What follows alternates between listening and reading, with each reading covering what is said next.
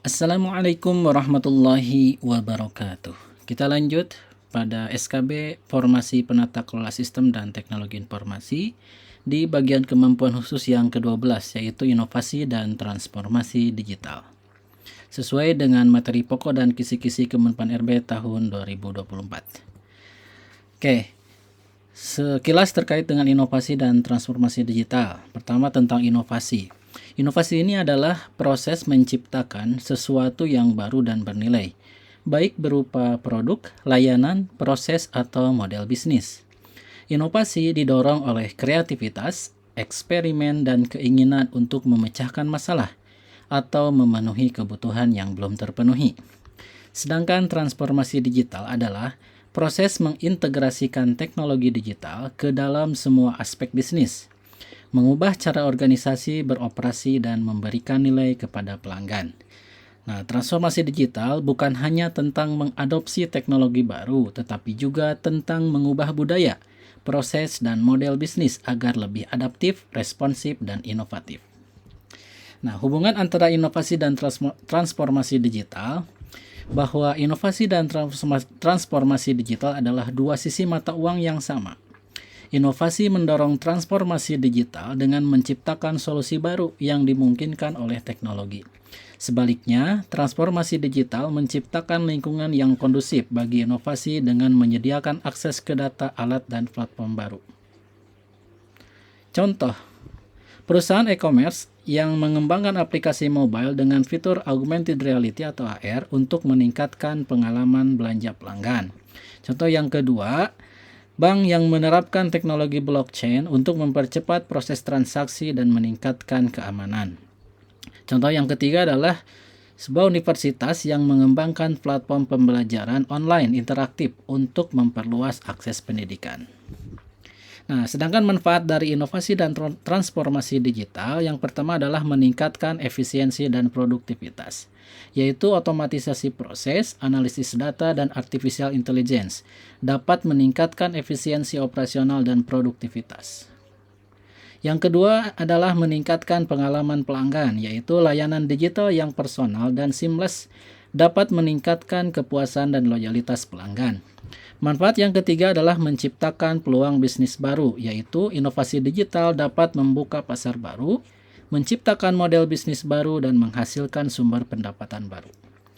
Manfaat yang keempat adalah meningkatkan daya saing, yaitu organisasi yang inovatif dan adaptif terhadap perubahan teknologi akan lebih kompetitif di pasar global. Manfaat yang terakhir adalah meningkatkan ketahanan bisnis, yaitu transformasi digital dapat membantu organisasi menghadapi disrupsi dan ketidakpastian. Nah, untuk tantangan dalam inovasi dan transformasi digital, yang pertama adalah resistensi terhadap perubahan, yaitu transformasi digital seringkali memerlukan perubahan budaya dan pola pikir yang dapat menghadapi resistensi dari karyawan. Yang kedua adalah kurangnya keterampilan digital, yaitu organisasi mungkin kesulitan menemukan talenta dengan keterampilan digital yang dibutuhkan. Yang ketiga adalah keamanan cyber, yaitu inovasi digital dapat meningkatkan resiko keamanan cyber jika tidak dikelola dengan baik. Yang keempat adalah investasi dan infrastruktur. Bahwasanya transformasi digital memerlukan investasi yang signifikan dalam teknologi dan infrastruktur. Nah, faktor kunci keberhasilan dari inovasi dan transformasi digital yang pertama adalah kepemimpinan yang visioner, yaitu pemimpin yang memiliki visi yang jelas dan komitmen yang kuat terhadap inovasi dan transformasi digital. Yang kedua adalah budaya inovatif, yaitu menciptakan budaya organisasi yang mendorong kreativitas, eksperimen, dan pembelajaran. Yang ketiga adalah fokus pada pelanggan, yaitu memahami kebutuhan dan harapan pelanggan dan menggunakan teknologi untuk memberikan nilai tambah. Yang keempat adalah kolaborasi dan kemitraan, yaitu bekerja sama dengan mitra eksternal seperti startup dan universitas untuk mengakses ide dan teknologi baru. Yang kelima adalah data dan analitik, bahwasanya yaitu memanfaatkan data dan analitik untuk mengambil keputusan yang tepat dan mengukur dampak inovasi. Lanjut ke soal latihan yang pertama. Sebuah bank ingin meningkatkan pengalaman nasabah dengan mengembangkan layanan digital yang lebih personal dan seamless. Manakah strategi inovasi yang paling tepat untuk mencapai tujuan tersebut? A. Mengembangkan aplikasi mobile banking dengan fitur-fitur yang inovatif seperti pembayaran dengan pemindai wajah dan chatbot untuk layanan pelanggan. B. Menerapkan Big Data Analytics untuk memahami kebutuhan dan preferensi nasabah, lalu menyediakan penawaran dan rekomendasi yang dipersonalisasi.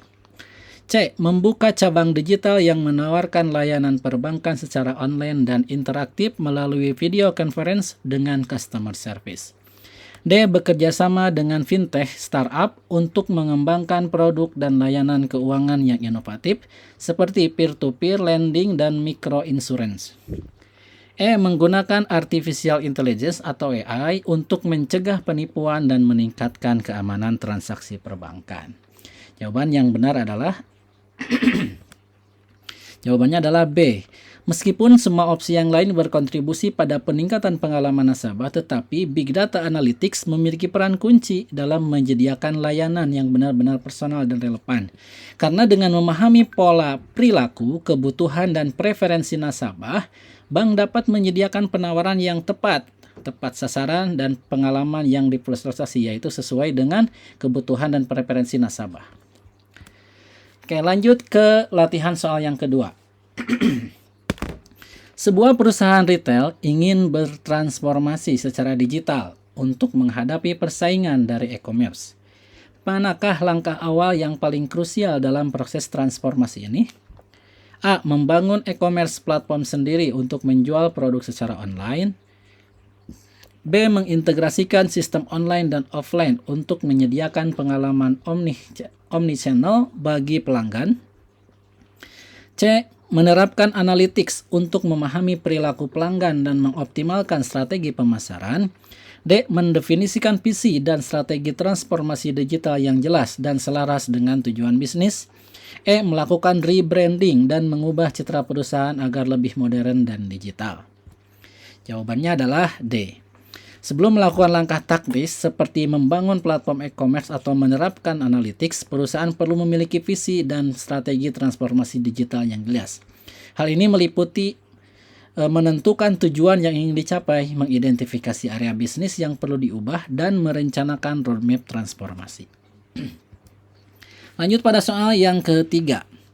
Manakah pernyataan yang paling tepat menggambarkan hubungan antara transformasi digital dan big data? A. Big Data adalah salah satu teknologi yang memungkinkan transformasi digital. B. Transformasi digital adalah prasyarat untuk dapat memanfaatkan Big Data. C. Big Data dan transformasi digital adalah dua konsep yang tidak berhubungan. D. Big Data hanya relevan untuk perusahaan besar yang sudah melakukan transformasi digital. E. Big Data menghambat transformasi digital karena menimbulkan kompleksitas dan biaya.